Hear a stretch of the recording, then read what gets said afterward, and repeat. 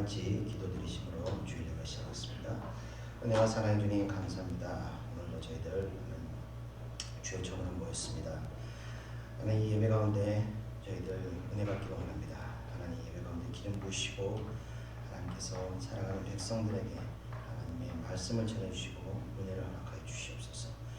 예배 가운데 다시 저희들의 마음이 회복되고 충만하게 될 것을 믿사오며 예수님의 이름으로 기도드립니다. 아멘. 다 같이 찬송가 90장, 통일 찬송가 98장, 주 예수 내가 알기 전 찬양드리겠습니다.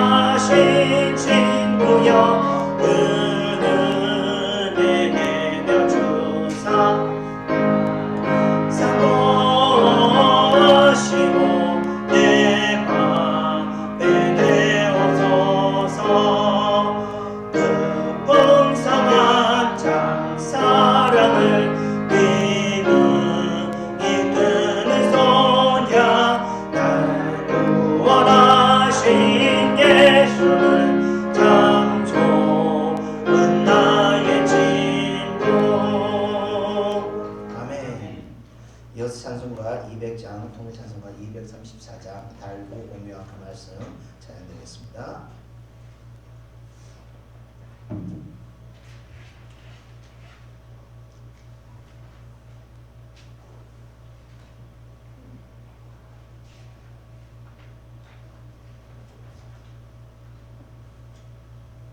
통일 찬송가 200장.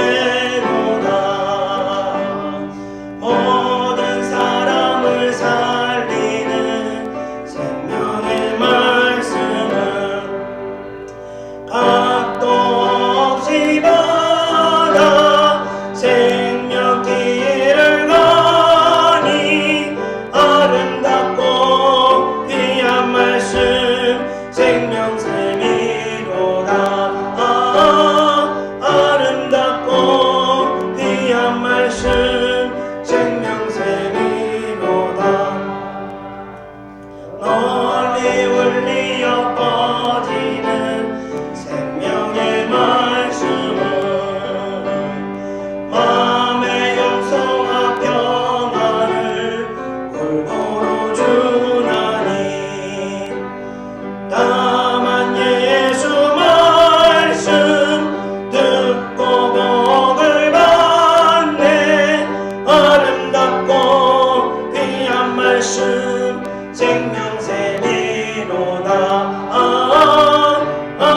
아름답고 귀한 말씀 생명샘이로다. 아멘. 이어서 찬송가 274장, 통일찬송가 332장, 나 행한 것 죄뿐이니 찬송되겠습니다.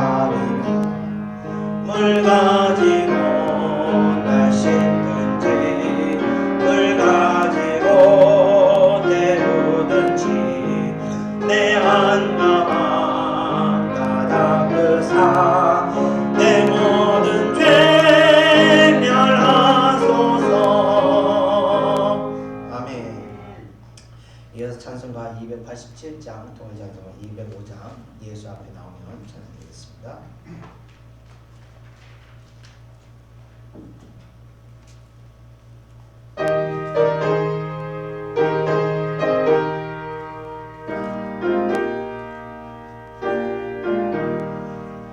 예수와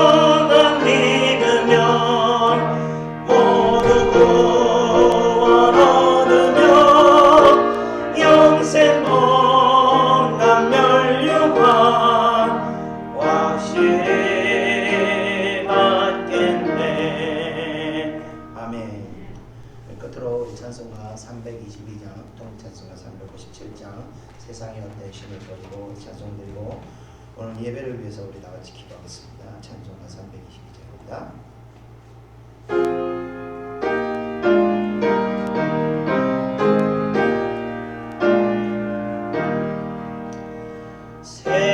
세상의 헛된 신을 버리고 하나님 이름 높여 기리세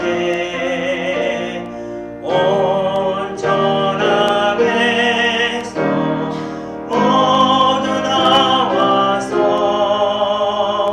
다같이 하나님만 섬기세 세상의 헛된 우상 버리고 인간의 모든 우기 영화와 거짓과 권리 모두 버리고 온전히 하나님만 섬기세 주님의 백성 서로 헤아려 시기와 미움 아주 버리고 하나님만을 홀로 섬기는 천국을 어서 이뤄주소서. 아멘. 우리 다 같이 기도하겠습니다. 은혜와 사랑해 주님 감사합니다. 오늘도 저희들 주님 앞에 겸손한 마음으로 나왔습니다. 주여 저희들이 지고 있던 모든 세상의 짐과 세상의 지위와 세상적인 모든 것들을 다 내려놓고 빈몸으로 왔습니다. 주님 앞에 겸손히 엎드려 하나님 앞에 머리 조아리고 저희들이 지난 날을 회개하며 또 하나님의 말씀을 아버지와 감사함으로 받기고 이곳에 왔사오니 주여 이 예배를 하나님께서 기뻐 받으시고 이곳에 모이는 주의 백성들의 중심을 하나님께서 기뻐 받으시고 이 예배를 하나님께서 보시기에 가장 아름다운 예배가 될 수 있도록 역사하시고 이 예배를 통해서 하나님의 백성들이 하나님의 복을 받을 수 있도록 살아계신 하나님을 만날 수 있는 그런 예배 될 수 있도록 은혜 내려 주시옵소서. 주여 저희들은 주 오직 주님 의지하며 이제까지 살아왔습니다. 앞으로도 주님 의지하고 살아갑니다. 주여 저희들의 마음을 주님 붙드시고 기뻐 받으시고 주님 저희들 마음 가운데 늘 계셔서 우리의 모든 것을 주님께서 의탁하고 의지하오니 주님께서 저희들의 모든 것을 주관하고 인도하여 주시옵소서. 예배를 아버지여 기뻐 받으시고 어떤 예배보다 하나님께서 가장 기뻐하는 예배 될 수 있도록 역사하여 주시옵소서. 감사드리며 예수님의 이름으로 기도드립니다. 아멘. 다같이 사도신경으로 신앙을 고백하겠습니다.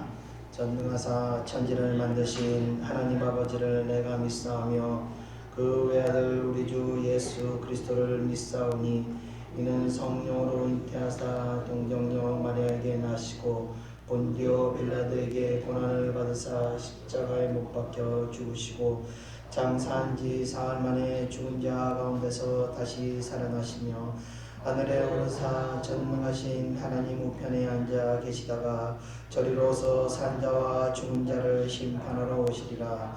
성령을 믿사오며 거룩한 공유와 성도가 서로 교통하는 것과 죄를 사하여 주시는 것과 몸이 다시 사는 것과 영원히 사는 것을 믿사옵나이다. 아멘. 오늘 예배를 대표해서 제가 하나님께 기도드리겠습니다. 기도하겠습니다. 은혜와 사랑이 충만하신 하나님 아버지, 오늘도 저희들을 하나님의 성전으로 인도해 주시면 감사드립니다. 저희들 이곳에 하나님의 은혜를 사모해서 모였습니다. 하나님, 지난 한 주간도 저희들 세상에서 여러 가지 어려움과 여러 가지 아픔과 또 근심과 걱정과 모든 아버지의 아픔을 안고 세상을 살아왔습니다.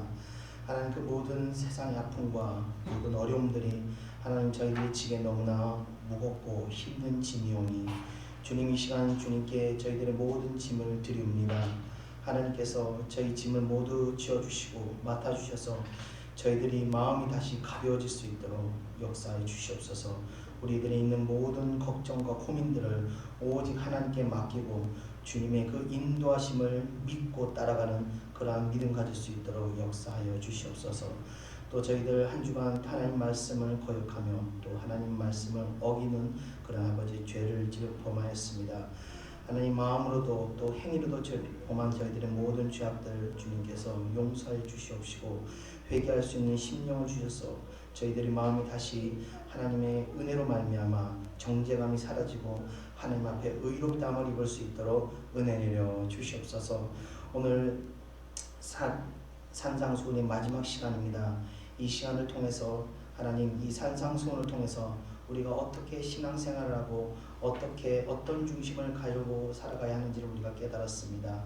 이 말씀을 통해서 하나님의 백성들이 단순히 지식으로 알고 끝나는 것이 아니라 이 말씀을 마음에 새기고 아버지 중심이 아버지 말씀을 중심에 새겨서 살아갈 수 있도록 역사해 주시옵소서. 그래서 무엇보다도 오직 하나님을 의지하고 하나님을 의식하며 살아가는 그런 신앙생활 되게 하셔서 그 순간순간마다 살아 역사하시는 하나님을 만나며 신앙생활할 수 있도록 은혜 내려 주시옵소서.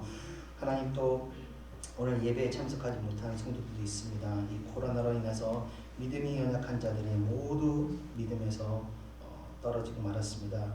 그러나 하나님 그들에게도 하나님께서 은혜를 베푸시고 하나님 다시 끝나는 이 코로나가 끝날 때 다시 믿음이 회복될 수 있도록 역사하셔서 다시 이전과 같이 뜨겁게 하나님을 사모하고 신앙생활을 기쁨으로 할 수 있도록 인도하여 주시옵소서.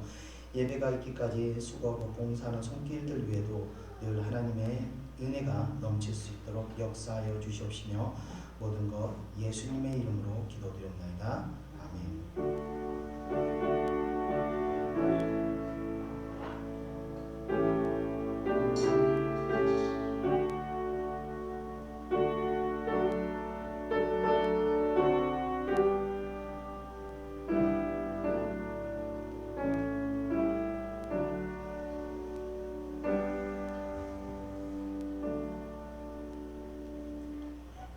하나님 말씀 보겠습니다. 하나님 말씀은 마태복음 7장 21절에서 29절입니다. 신약성경 10페이지입니다. 신약성경 10페이지 마태복음 7장 21절에서 29절 신약성경 10페이지 찾으신 줄 믿고 제가 한 절씩 읽겠습니다. 21절 나더러 주여 주여 하는 자마다 다 천국에 들어갈 것이 아니요 다만 하늘에 계신 내 아버지의 뜻대로 행하는 자라야 들어가리라. 그 날에 많은 사람이 나더러 이르되 주여 주여 우리가 주의 이름으로 선지자 노릇하며 주의 이름으로 귀신을 쫓아내며 주의 이름으로 많은 권능을 행하지 아니하였나이까 하리니 그때 내가 그들에게 밝히 말하되 내가 너희를 도무지 알지 못하니 불법을 행하는 자들아 내게서 떠나가라 하리라. 그러므로 누구든지 나의 이 말을 듣고 행하는 자는 그 집을 반석 위에 지은 지혜로운 사람 같으리니 비가 내리고 창수가 나고 바람이 불어 그 집에 부딪히되 무너지지 아니하나니 이는 주추를 반석 위에 놓은 까닭이요 나의 이 말을 듣고 행하지 아니하는 자는 그 집을 모래 위에 지은 어리석은 사람 같으리니 비가 내리고 창수가 나고 바람이 불어 그 집에 부딪히매 무너져 그 무너짐이 심하니라. 예수께서 이 말씀을 마치심에 무리들이 그의 가르치심에 놀라니 이는 그 가르치시는 것이 권위 있는 자와 같고 그들의 서기관들과 같지 아니함이더라. 아멘. 예, 오늘 마태복음 7장의 마지막 시간입니다. 예, 벌써 이제 11월의 마지막 주가 됐습니다. 정말 시간이 금방 가는 것 같습니다. 11월 첫째 주에 한 해가 금방 지나간 것 같다 그랬는데 벌써 한 달이 끝나갔습니다. 이 다음 달 한 달 후는 우리가 이제 새로운 해를 맞이하게 됩니다. 이 새로운 맞이하는 2022년은 이제 우리에게 회복과 재건의 해가 되어야 할 것 같습니다. 지난 2년 동안 이 고생들 많이 하셨는데 조금만 더 인내하시기를 부탁드립니다. 자, 오늘은 마태복음 7장의 마지막 시간입니다. 다음 주부터는 마태복음 8장에 들어가겠습니다. 이 8장부터는 이제 예수님께서 산에서 가르치심을 마치시고 이제 내려오셔서 마을로 갈릴리로 다니시면서 직접 치유 사역과 귀신을 쫓아내는 사역을 하는 그런 내용들입니다. 이 예수님의 사역을 보면서 우리들의 이제 죄를 용서하시는 그 하나님의 마음과 우리에게 은혜를 베풀어 주시는 그 하나님의 마음을 우리가 깨달아서 한층 더 성숙해지는 그런 시간이 되기를 소망합니다. 자녀들이 어릴 때는 이 부모 마음을 잘 이해하지 못해서 투정을 부리기도 하지만 이 장성에서 성숙해지면 이 부모의 마음을 이해하는 것 같이 우리 신앙이 예수 그리스도의 사역을 통해서 하나님의 마음을 이해하게 되면 그때부터 우리의 신앙이 한층 더 성숙하게 되는 것, 성숙함을 갖추게 됩니다. 그리고 그것을 통해서 우리의 신앙생활이 더욱 풍성하게 되는 것입니다. 예수님의 사역을 말씀 준비할 때, 제가 준비할 때 하나님께서 저에게 많은 어떤 감동이 임하기를 여러분들께서 기도 부탁드립니다. 자, 오늘은 7장의 마지막 말씀을 전하겠습니다. 그럼 우리 다 같이 7장 21절을 읽어보겠습니다. 시작. 나더러 주여 주여 하는 자마다 다 천국에 들어갈 것이 아니요 다만 하늘에 계신 내 아버지의 뜻대로 행하는 자라야 들어가리라. 아멘. 자, 지난주에 저는요 여러분들에게 이 거짓 선지자에 대한 말씀을 드렸습니다. 이 가짜라는 것은요 진짜 완전히 다른 것이 아니라 진짜 같은데 진짜가 아닌 것입니다. 그래서 진짜를 보지 않았던 사람들은요 가짜가 가짜인지를 모릅니다. 그러나 진짜를 본 적이 있는 사람들은요 가짜를 보면 금방 가짜가 가짜인 줄 알아보는 겁니다. 그래서 사실 가장 심각한 문제는 뭐냐면은 이단이나 사이비가 문제가 아니고 진짜인 것 같은데 진짜가 아닌, 그러니까 하나님의 메시지 같은데 하나님 메시지가 아닌 그런 인본주의적인 거나 어떤 자유주의적인, 그러니까 하나님의 역사를 전지전능하심을 믿는 것이 아니라 자연과학과 그런 것들을 더 의지하는, 그리고 하나님의 일하시고 하나님을 의지하는 것이 아니라 나의 어떤 열심히 앞서가는 그런 설교들이 어떻게 보면은 진짜 같은데 진짜가 아닌 그런 메시지가 될 수 있습니다. 그래서 이게 가장 어려운 문제들이 바로 이단 우리가 이단이면 어딘지 금방 알지 않습니까? 그러나 이런 진실된 진짜 메시지가 아닌 그런 거짓된 메시지가 계속 전해지는 것이 사실 어떻게 보면 제일 어려운 문제가 되는 부분이 아닌가 생각합니다. 예전에 이제 제가 다니던 교회 집사님이 이제 구역 식구들 식사를 한번 사주신 적이 있었습니다. 중국 식당이었는데 음식을 먹어봤는데 이건 진짜 중국식 음식이더라고요. 그래서 제가 여기 요리사는 중국 사람인가 보네요. 그랬더니 그분이 맞다고, 어떻게 알았냐고 그러시더라고요. 그래서 제가 중국 음식을 먹어봤기 때문에 이거 딱 먹는 순간 이건 중국 사람이 요리하는 거구나 알 수 있었던 거예요. 그런데 평생 이 한국식인 중국 음식만 먹은 사람들에게는요 중국 음식을, 진짜 중국 음식을 먹으면 어떻게 반응하는 줄 아십니까? 이게 무슨 냄새예요? 이게 무슨 맛이에요? 그래서 나는 중국 음식 못 먹을 것 같아요. 이러고 거부감을 느낍니다. 진짜를 먹어도 진짜를 거부하게 되는 것입니다. 그래서 어떤 목사님이 그걸 뭐라면 가짜 예수 백신이라고 그러는데, 예수 백신을 맞고 나면요 진짜 예수님을 영접하는 것을 거부하게 되는 거예요. 진짜 메시지를 거부하는 겁니다. 왜? 내가 알던 것이 아니기 때문에.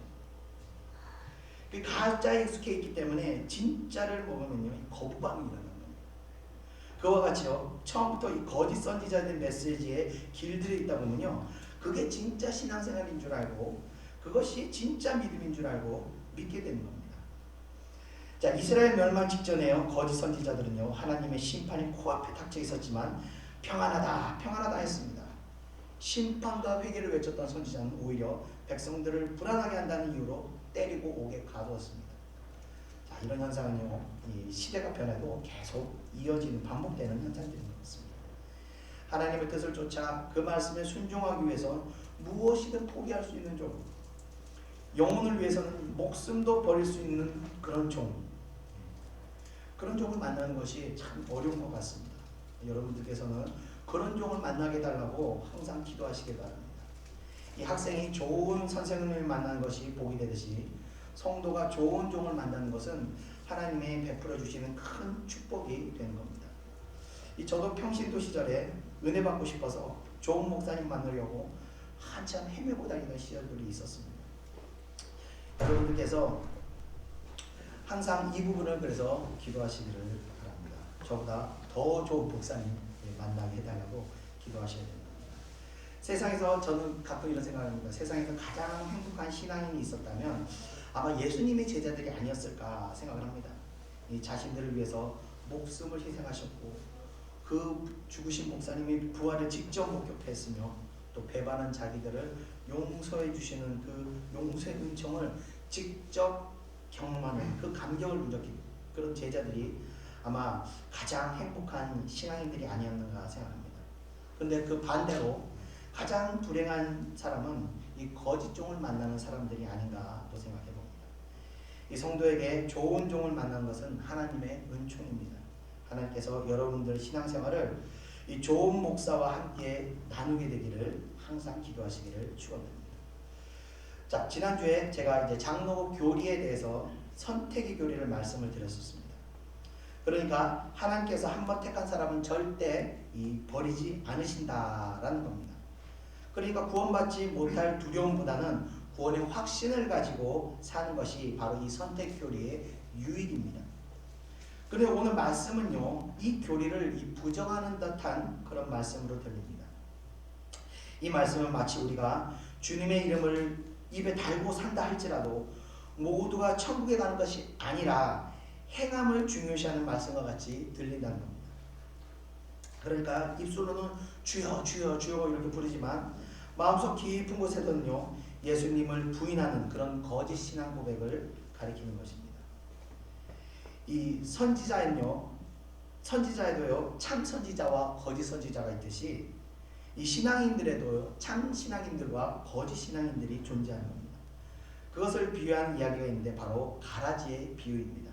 마태복음 13장에 있는 이 비유의 말씀은요, 주인이 밭에 씨를 뿌렸는데 밤에 원수가 와서 가라지 씨앗을 밤에 몰래 뿌려놨다는 겁니다. 그런데 그 씨가 알곡과 함께 싹이 나고 자라서 결실할 때가 다 됐을 때 보니까 그제서야 주인의 종들이 그것을 발견하고 주인에게 이렇게 말하게 된 겁니다. 저 가라지가 있는데 저 가라지들을 뽑을까요? 그랬더니 주인이 이르되 놔둬라. 가라지 뽑다가 알곡까지 다친다.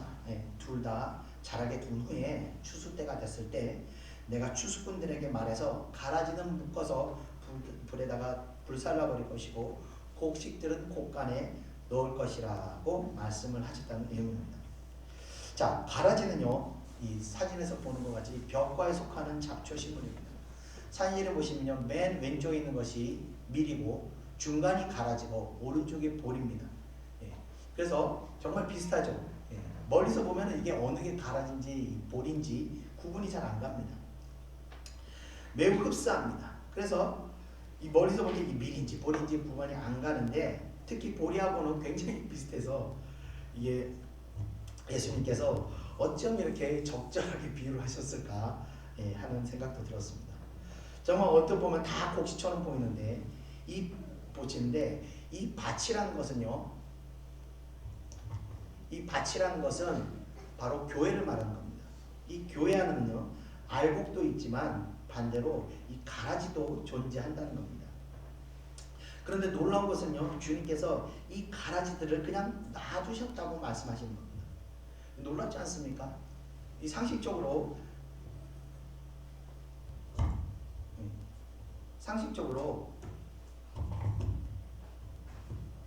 가라지를 보게 되면 뽑는 것이 정상입니다. 그렇죠? 밭에 잡초를 뽑는 것이 정상인데 주님께서 놔두라고 하셨다는 겁니다.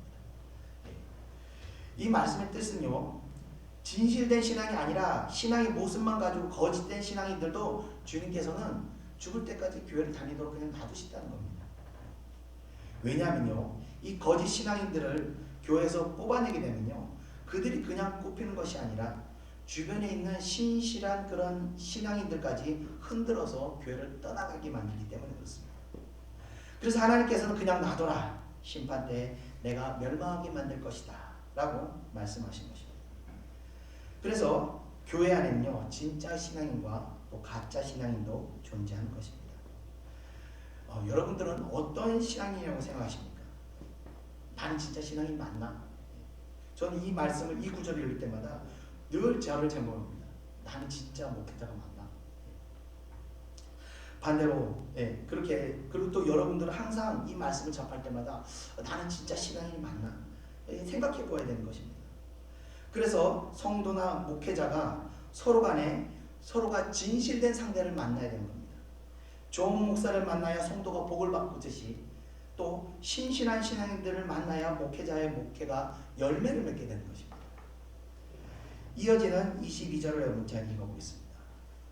시작. 그날에 많은 사람이 나더러 이르되 주여 주여 우리가 주의 이름으로 선지자 노릇하며 주의 이름으로 귀신을 쫓아내며 주의 이름으로 많은 권능을 행하지 아니하였나이까 하리니. 아멘. 자, 23절은요 주님께서 이제 네 가지를 22절은 주의 일을 하는 사람들에게 해당되는 말씀 같습니다. 그날에 많은 사역자들이 우리가 주의 이름으로 예언을 하였고 주의 이름으로 귀신을 쫓아냈으며 주의 이름으로 많은 권능을 행하지 아니하였습니까? 라고 말한다는 겁니다. 즉 심판대 앞에 가면요 주의 종으로서 사역자로 평생을 헌신하였다 말한다 할지라도 주님께서는 뭐라고 하시는가?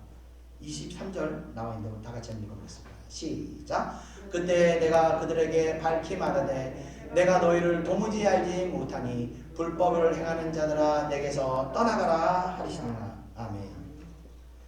자, 23절에 주님께서는요 네 가지를 말씀하십니다. 평생을 이 주님을 위해서 사역했던 자들이 심판대 앞에 갔을 때 네 가지를 말씀하시는데 첫 번째가 뭐냐면 밝히 말하셨다고 하셨습니다. 이 밝히 말하셨다는 것은요 분명하게 말한다는 겁니다. 이것은 애매모호하거나 이 경계가 흐리거나 이 일명 정치인들이 삥 둘려서 얘기하는 것이 아니라 직설적으로 얘기한다는 것입니다. 흙과 백의 차이, 여름과 겨울의 차이 같이 분명하게 알 수 있다는 뜻인데 보통 우리가 이런 어휘를 사용할 때는요 어떤 감정을 가지고 있을 때 이렇게 말할까요? 만약 제가 이 단어를 사용해서 얘기한다면 내가 분명히 이야기합니다 할 때 약간 감정이 격앙되어 있는 것을 우리가 여러분들 아마 느끼실 수 있었을 겁니다. 마찬가지로 주님이 이 말씀을 첫 번째 말씀을 하신 것은 바로 이러한 자들을 향한 주님의 마음이 격앙되어 있다는 것을 말해주고 있는 것입니다. 이 모든 목회자가 주님을 기쁘시게 하는 것은 아닌 것 같습니다. 때로는 이렇게 주님의 마음을 격앙되게 하는 목회자도 있는 것 같습니다.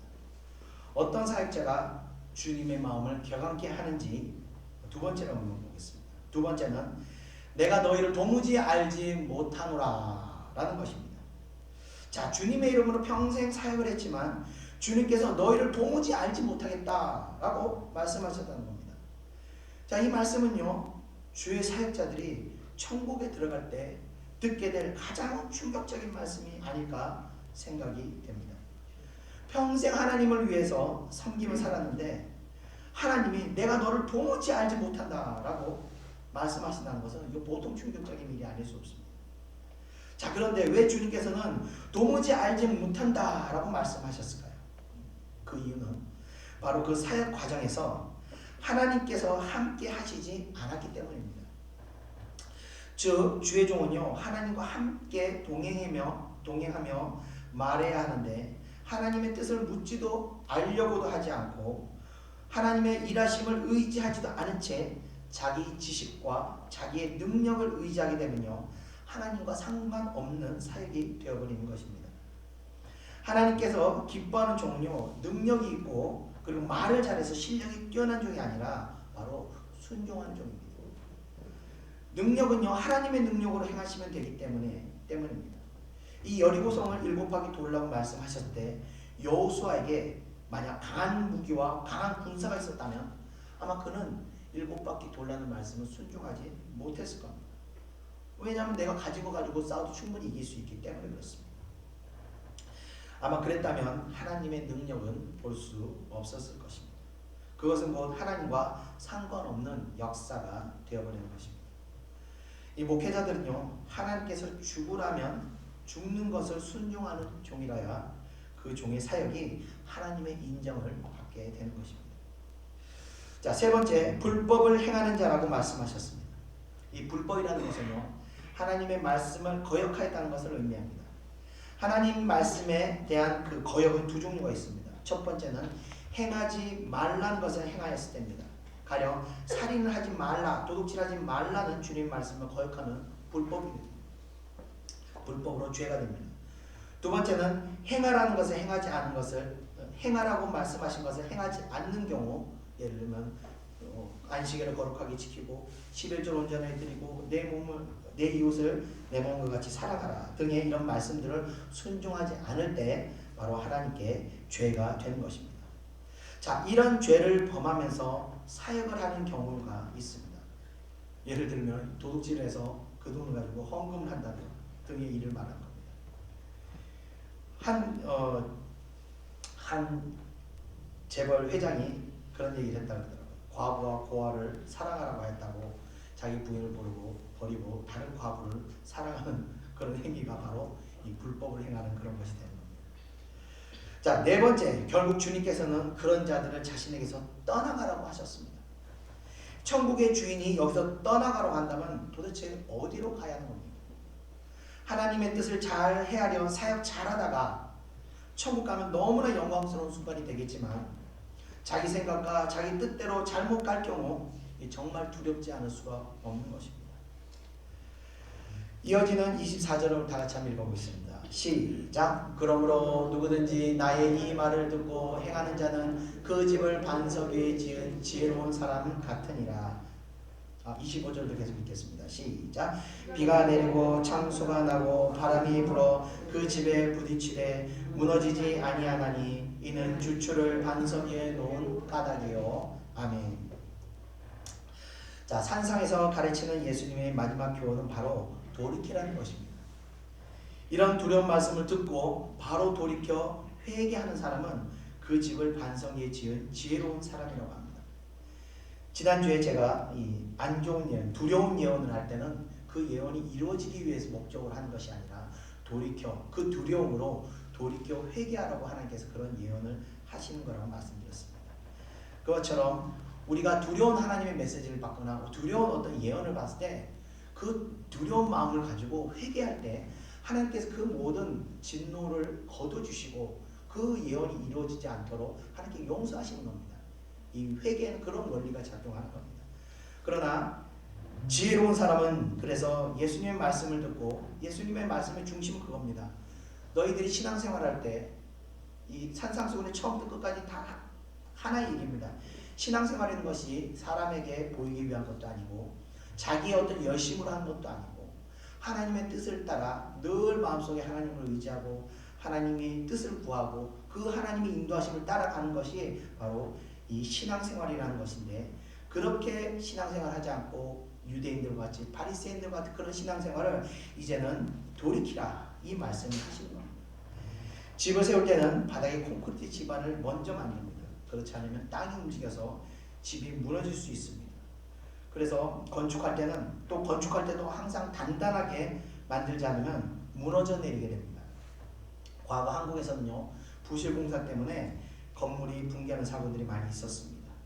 자, 이렇게 무너지는 이유는 바로 말씀을 듣고 행하는 자, 즉 회개를 통해서 돌이키거나 아니면 순종을 통해서 영광을 돌릴 때 그 믿음의 집은요 반석 위의 집과 같이 튼튼하고 건실한 집이 되는 것입니다.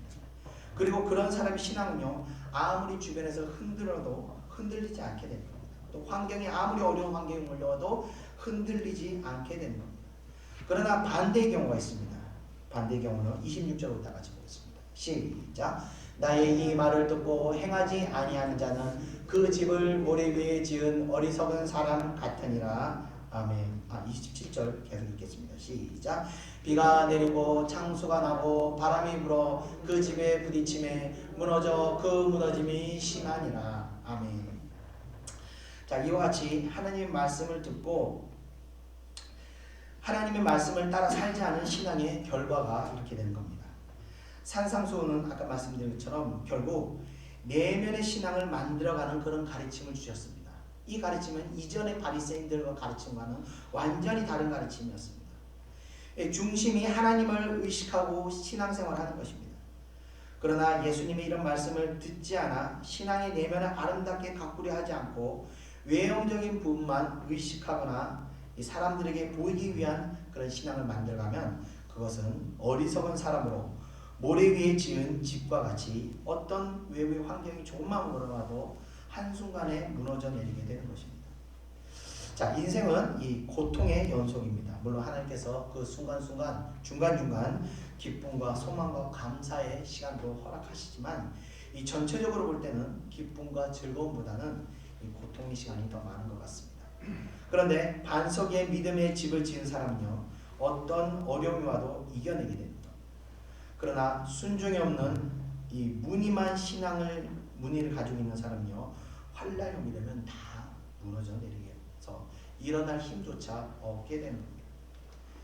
이어지는 28절 다 같이 읽어보겠습니다. 시작. 예수께서 이 말씀을 마치심에 무리들이 그에게 가르치심에 놀라니. 아멘. 자, 이 바리새인들은 이전까지는 이 내면을 다스리는 말씀을 전하지 않았습니다. 그래서 예수님의 이 말씀은 무리들에게 굉장히 어떤 센세이션을 일으키는 그런 가르침이 되었던 겁니다. 자, 이 내면은 눈에 보이지 않는 보이는 요소들이 아닐 뿐 아니라 또 마음 또한 우리 마음 원하는 대로 우리 마음으로 움직이지 못하는 부분들도 있기 때문에 이 영적인 원리를 안다는 것이 굉장히 어려운 부분입니다. 그래서 바울도 뭐라고 말했냐면 선을 행하기 원하지만 그 속에 악이 함께 존재하여 나를 지배하는 것을 내가 보하게 되었노라고 말하였습니다. 이처럼 우리의 내면은요, 눈에 보이지 않는 어떤 치열한 영적인 전쟁터이면서 옛사람과 새사람의 어떤 이 구조 속에서 살아가는 것이 우리들의 인생입니다. 자, 그렇기 때문에 이 내면을 다루는 것이 굉장히 어렵습니다. 그러다 보니까 교회에서 이 분야에 대한 설교를 잘 듣지 못하게 됩니다. 그저 축복받는 법, 성공하는 법, 자녀들이 잘 되는 법, 이런 설교가 어떻게 보면 쉬울 수도 있을 겁니다. 그래서 그런지 이 기독교 서적 중에서 베스트셀러 안에 드는 것은 대부분 성공하는 신앙 이런 주제의 책들이라고 합니다. 물론 이게 성공하는 것이 좋을 수도 있겠지만 진정한 성공이라는 것은 하나님의 인정을 받는 것이 아닌가 생각을 합니다. 내가 너희를 도무지 누군지 모르겠다. 우리가 이런 말씀을 들어서야 되겠습니까? 오히려 우리가 천국 갔을 때는 내가 짐을 지느라고 수고했다. 어서 와라. 내가 이제 너희를 쉬게 하리라. 우리가 이런 말씀을 들어야 하지 않겠습니까? 끝으로 29절 다 같이 읽어보겠습니다. 시작. 이는 그 가르치시는 것이 권위 있는 자와 같고 그들의 서기관들과 같지 아니하니라. 아멘. 예수님께서는 기존 바리새인들의 가르침을 완전히 뒤집어 버리셨습니다. 이런 영적인 원리를 모른 채 신앙생활을 하게 되면 유대 무리들과 같이 놀라게 되는 겁니다.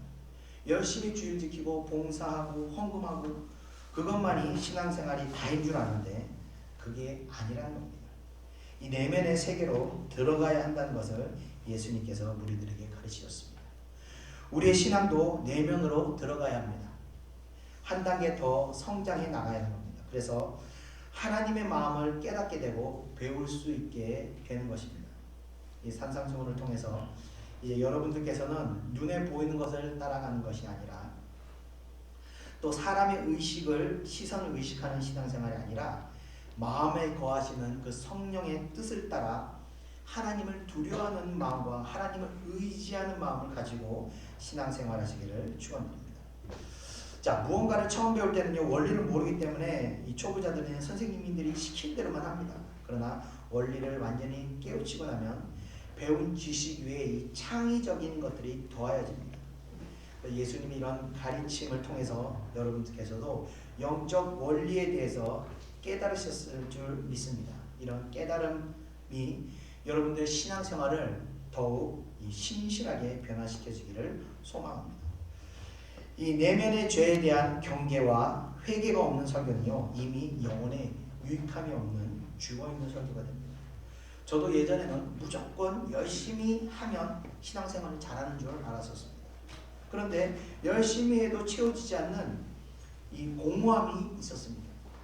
그게 바로 하나님께서 함께 하시지 않는 그런 공허함이었던 것입니다. 그래서 이제껏 나의 열정에서 나오는 열심으로 제가 신앙생활을 했던 것을 제가 깨닫게 되었습니다. 공부 잘하는 아이들은요, 공부를 무조건 열심히 하지 않습니다. 바르게 공부를 합니다.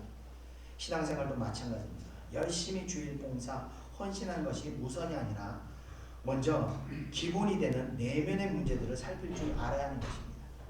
이 산상수훈의 말씀이 여러분들의 내면을 새롭게 하는 시간이 되시기를 소망하며 오늘 말씀을 마치겠습니다. 우리 다 같이 기도하겠습니다. 찬송가 406장, 통일찬송가 464장 본안 내용은 편히 읽고가 찬양드리겠습니다.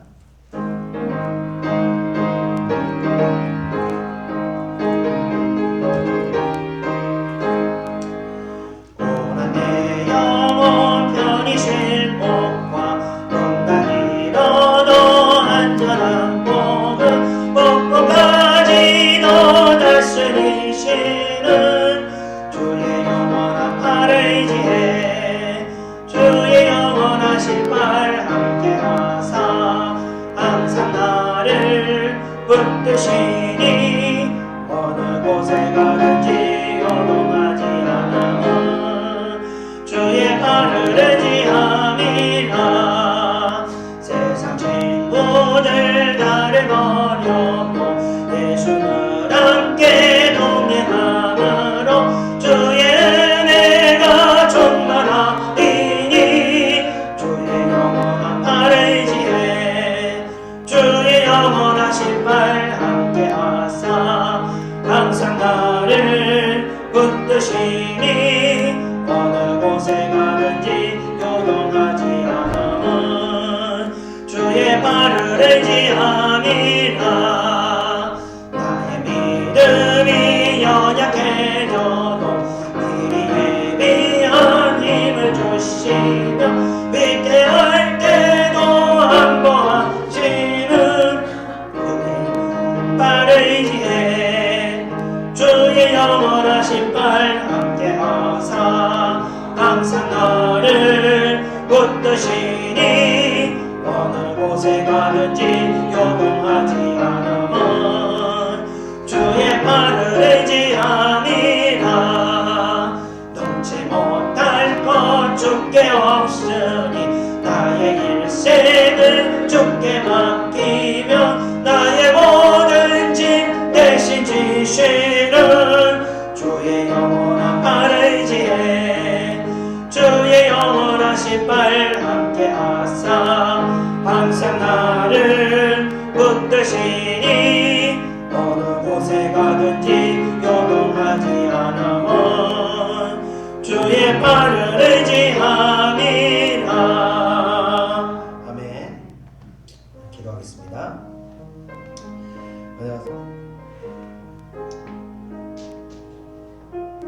제가 저희 초창기 시절 제가 이제 신앙생활을 한참 열심히 할 때 이해할 수 없는 부분들이 있었습니다. 뭐냐면 봉사를 하는데 어떨 때는 봉사하는데 전혀 힘이 안 되는 거예요. 막 힘이 막 남아도는 거예요. 제가 봉사할 때 하루에 12시간씩 봉사했습니다. 아침 새벽 6시에 교회를 가서 저는 교회를 5시에 6시에 교회를 나올 정도로 하루 종일 교회에서 살았는데도 힘이 남아돌고 뭐 기쁨이 넘쳤습니다. 그런데 어느 순간 다시 신앙생활 하는데 너무 힘이 드는 거예요. 봉사하는 게 너무 어렵더라고요. 그때 왠지 몰랐습니다. 그걸 누가 얘기해 주는 사람도 없고 어떻게 상담할 때도 없고. 근데 이제 시간이 좀 지나 보니까 알게 된 것은 바로 그의 성령이 함께 하시는 거였고 또 함께 하시지 않음의 차이였던 겁니다. 그 차이는 굉장히 컸습니다. 함께 하실 때는요 12시간을 새벽부터 봉사를 해도 지치지가 않았어요. 막 에너지가 넘치고. 그러나 함께 하시지 않을 때는요 아무리 해도 너무 고통스러웠습니다. 그래서 우리가 봉사하는 것도 신앙생활하는 모든 것이 하나님과 함께 하느냐 함께 하지 않느냐가 이게 중요한 겁니다. 그런데 제가 그것을 깨닫기 위해서는 그것을 깨닫는데 무려 10여 년의 시간이 걸렸어요. 그것을 아는 분들이 없으시더라고요. 그래서 제가 많이 헤맸는데 여러분들께서 항상 제가 말씀드리는 겁니다. 무엇을 하시던 간에 하나님과 함께 하십시오. 일을 할 때도 하나님과 함께 하셔야 됩니다. 그래야 일을 할 때 지치지가 않아요. 일을 할 때 계속 마디건서들 우리를 흔듭니다. 함께 하셔야 됩니다. 그러기 위해서는 항상 기도하시고 하나님 나와 함께 해주세요. 마음에 하나님 이게 하나님 뜻입니까 아닙니까? 내 생각이 무조건 옳다가 하는 것이 아니라 이게 하나님 뜻입니까 아닙니까? 여쭤보고 갈 때 하나님이 동행하시며 인하신 줄 믿습니다. 우리가 다 같이 기도할 것은 하나님 내 삶 가운데 모든 일 가운데서 지경 가운데 하나님 나와 함께 하여 주시옵소서. 그리고 하나님의 뜻이 아닌 것을 내가 깨달을 수 있도록 하나님 내 영적인 안목을 열어주시옵소서. 그래서 하나님 뜻이 아닐 때는 아버지여 내 발길을 멈출 수 있도록 도와주시옵소서. 이렇게 기도하겠습니다. 1절 2절 찬송 들고 기도하겠습니다. 고난 내 영혼 편히 쉴 법과 용단 잃어도 안전한 복음까지도 다스리시는 주의 영원한 팔의지에 주의 영원한 신발 함께하사 항상 나를 붙드시니 어느 곳에 가든지 요동하지 않음은 주의 팔을 의지하리라. 세상 친구들 나를 버려도 예수를 함께 동행함으로 주의 은혜가 충만하리니 주의 영원한 팔을 의지해 주의 영원한 신발 함께하사 항상 나를 붙드시니 어느 곳에 가든지 요동하지 않음은 주의 발을 의지함이다. 아멘. 우리 다 같이 기도하겠습니다. 은혜와 사랑해 주니 감사합니다. 오늘 주여 오늘 저희들 산상수훈을 통해서 많은 것을 깨달았습니다. 아버지 무엇보다도 우리의 모든 신앙의 행위 가운데 주님이 함께 하셔야 하는 것을 깨달았습니다.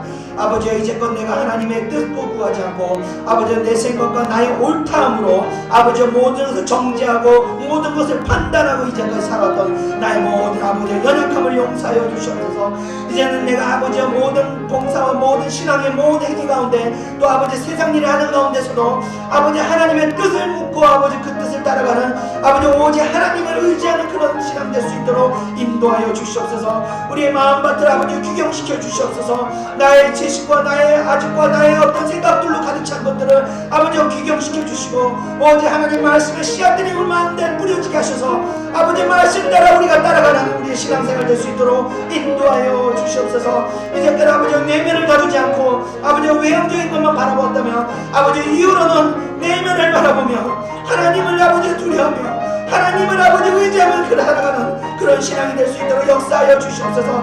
이 산상수훈을 통해서 아버지 이제까지 살아왔던 모든 신앙의 생활이 완전히 바뀌고 예수님이 바라보고 아버지 예수님이 가르침대로 하나님이 기뻐하시는 아버지 신앙생활로 변화될 수 있도록 역사하여 주시옵소서. 내가 너희가 누구지 도무지 알지 못하겠노라. 아버지여 우리가 이런 말씀을 듣지 않도록 아버지 수고하고 짐진 자들아 내게로 오라. 주여 이 말씀이 우리 안에 마음에 새겨질 수 있도록 역사하여 주시옵소서. 우리의 영혼을 인도하여 주시옵소서. 아버지 우리의 말씀이 우리의 생각들이 모두 주님의 인도함 따라갈 수 있도록 역사하여 주시옵소서. 주의 백성들 하나님의 기뻐하는 알곡들로 성장할 수 있도록 역사하여 주시옵소서.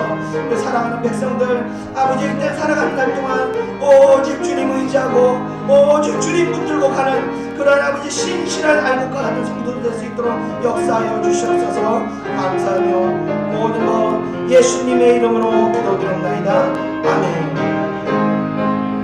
나의 믿음이 연약해져도 미리 예비한 힘을 주시며 위태할 때도 안보하시는 주의 영원한 팔을 의지해 주의 영원한 신발 함께하사 항상 나를 붙드시니 어느 곳에 가든지 요동하지 않음은 주의 팔을 의지함이나 놓지 못한 것 주께 힘쓰니 나의 일생을 주께 맡기며 나의 모든 짐 대신 지시는 주의 영원한 팔을 의지해 주의 영원한 신발 함께 하사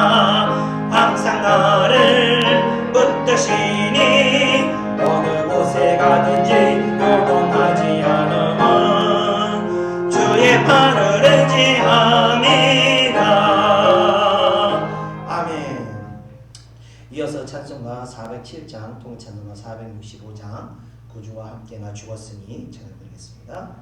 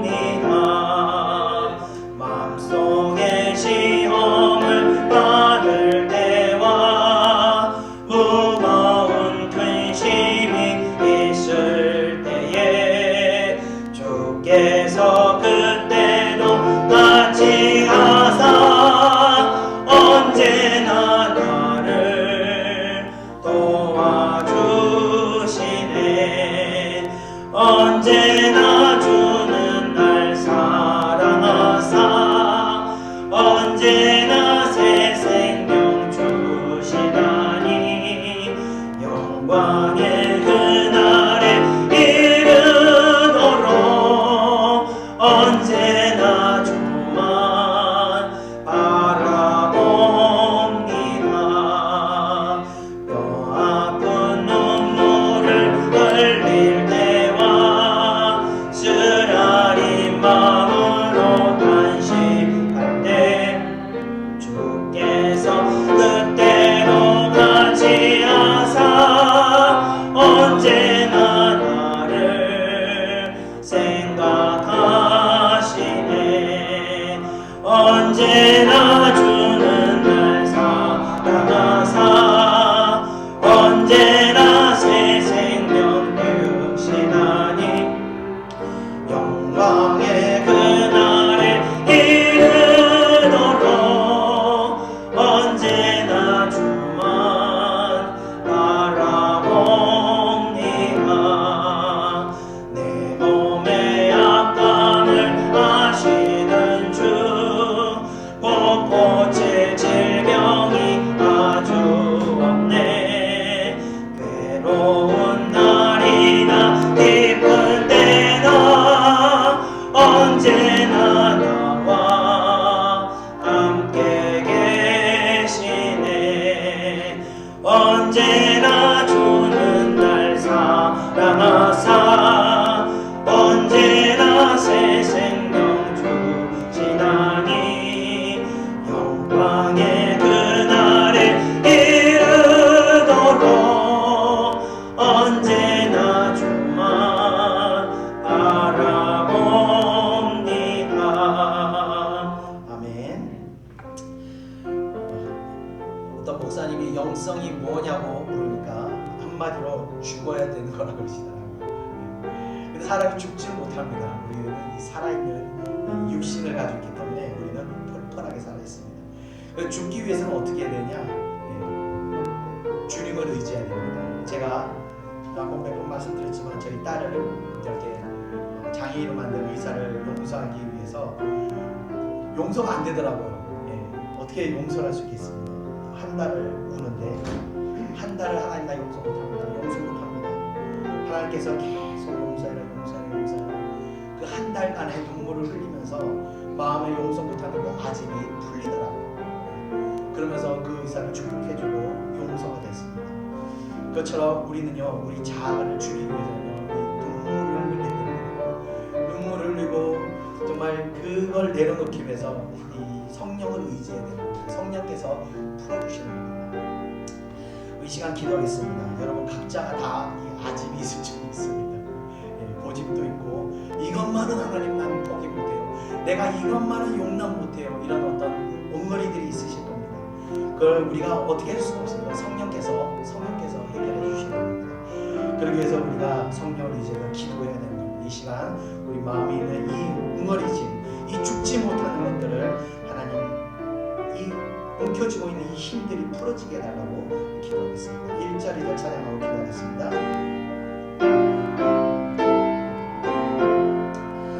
구주와 함께 나 죽었으니 구주와 함께 나 살았도다. 영광의 그날에 이르도록 언제나 주만 바라봅니다. 언제나 주는 날 사랑하사 언제나 새 생명 주시다니 영광의 그날에 이르도록 언제나 주만 바라봅니다. 마음속에 시험을 받을 때와 무거운 근심이 있을 때에 주께서 그때도 같이 하사 언제나 나를 도와주시네. 언제나 주는 날 사랑하사 언제나 새 생명 주시다니 영광의 그날에 이르도록 언제나 주만 바라봅니다. 아멘. 기도하겠습니다. 은혜와 사랑해 주님 감사합니다. 오늘도 저희들 하나님 말씀을 통해서 아버지여 하나님의 뜻에 순종해야 되는 우리가 가졌습니다. 아버지 우리가 늘 하나님 말씀을 순종해야 하는데 아버지 우리 안에 있는 이 살아있는 자아로 인해서 우리가 순종하지 못합니다. 아버지께서 용서라는 것들을 용서해야 하며 아버지께서 포기하는 것들은 포기할 줄 알아야 되는데 아버지 우리의 이런 붙들림으로 인해서 우리 마음속에 있는 붙들림으로 인해서 우리가 아버지의 뜻을 순종하지 못하고 있습니다. 이 시간 아버지여 기도합니다. 아버지여 우리 마음을 움켜쥐고 있는 이 아버지여 이 응어리짐들이 성령의 역사로 말미암아 풀어질 수 있도록 은혜 허락하여 주시옵소서.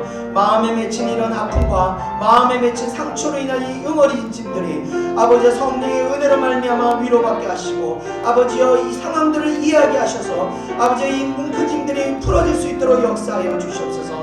그래서 아버지여 주님께서 서라고 할 때 쓸 수 있고 주님께서 가라고 할 때 믿음으로 갈 수 있는 아버지여 오직 주님께 말씀에 순종할 수 있는 아버지여 그런 자들이 될 수 있도록 역사하여 주시옵소서.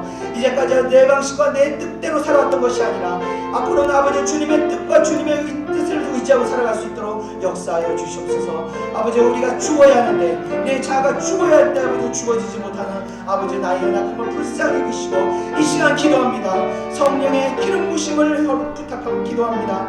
아버지여 기름 부심을 부어주셔서 주의 백성들의 마음에 아버지 허물어진 것이 모든 노가 흘러내릴 수 있도록 역사하여 주시옵소서.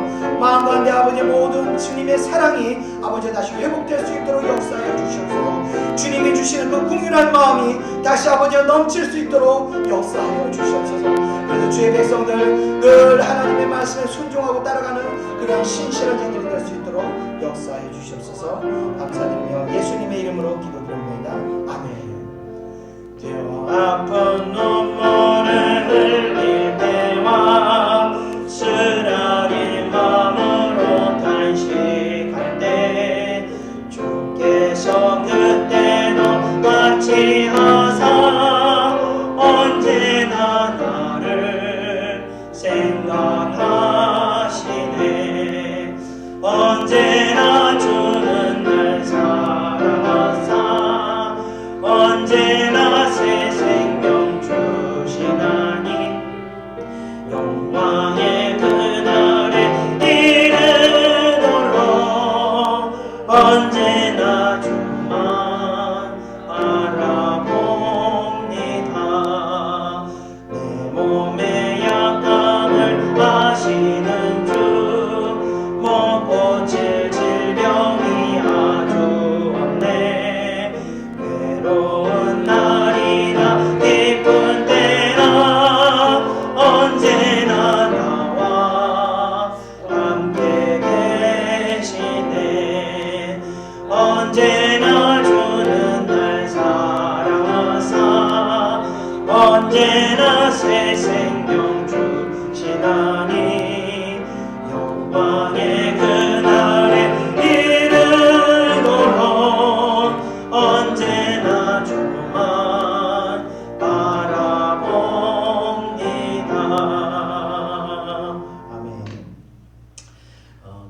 찬송가 끝으로 찬송가 419장, 통일찬송가 478장 주날 예배에 내가 편안히 쉬네 찬송 드리고 자 기도하고 축도하고 마치겠습니다.